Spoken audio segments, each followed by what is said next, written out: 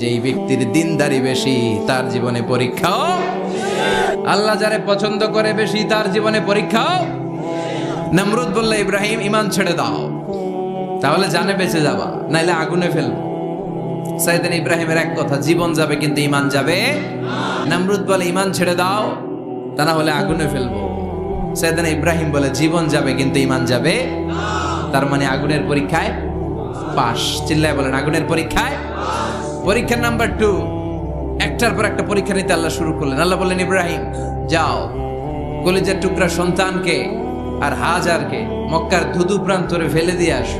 ওখানে মানুষ নাই, প্রাণী নাই, জনমানব শূন্য, দেখি আমার কদ্দুর ভালোবাসো। বলতে দেরি, টু শব্দ নাই, মরুভূমিতে ফেলে দিয়ে আসলেন। তার মানে পরীক্ষা নাম্বার 2তেও, কথা বলেন, 2তেও।